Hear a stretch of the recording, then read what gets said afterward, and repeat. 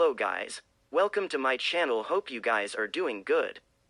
Guys, please like and share the video and tell us in the comments below if you find this video helpful, and also don't forget to subscribe the channel.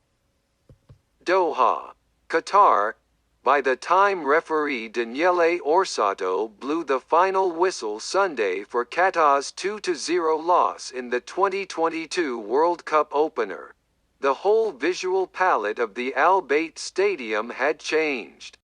What was once a sizable patch of Ecuadorian yellow, a cluster of burgundy from the ultras section supporting Qatar, and a preponderance of unmistakable black for the women and white for the men in traditional dress had been transformed.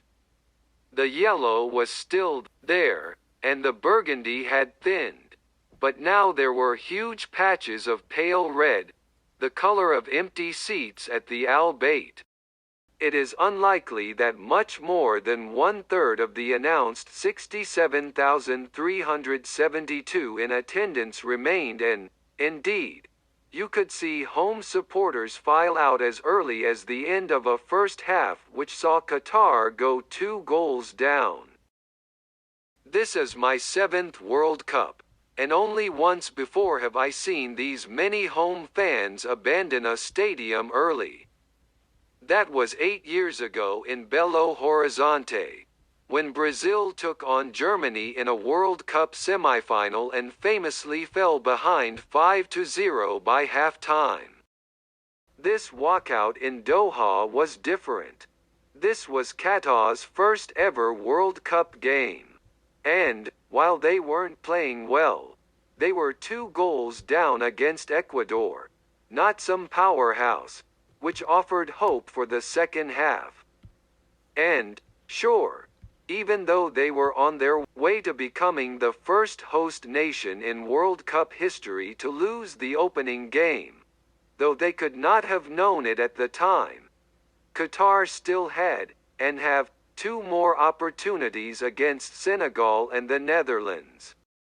They spent more than $220 billion on this World Cup, more than twice the previous 8 World Cups combined. They built stadiums and hotels and a brand new airport.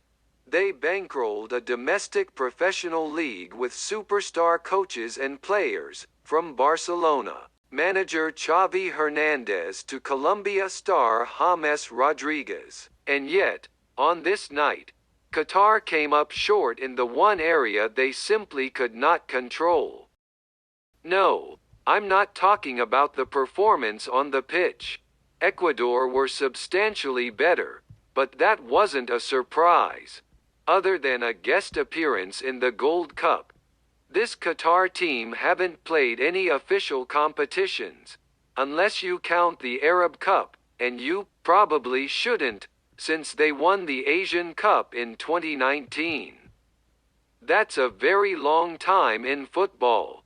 Ecuador, in addition to having better players, came through the battle-hardening war of attrition otherwise known as CONMEBOL qualifying. I'm referring instead to the home supporters. The people who, would be the ones to actually care and be passionate about supporting their team. The team their country had invested so much in. At the first bump in the road, however, many, not all, by any stretch, but a significant amount, were gone. Cultural differences? Not real fans? Random Qatari who were attending out of curiosity rather than a real passion for their team? It's hard to tell, and, to be clear, many stayed until the end. But those empty seats, frankly, will feel like a kick in the crown family jewels. Why go through all this? Everything it took to get a World Cup, all the effort, if not for national pride. Why have your fans just walk out well before the end of the game? It jars with the messaging that Qatar has often told us, which is that Qatar is a football-loving nation full of fans with a passion for the sport. It's what Qatar claimed in 2010 in bidding to host the World Cup, and we've heard it ever since. Thanks for watching. For more videos like this, subscribe the channel and don't forget to press the bell icon so that you never miss any video.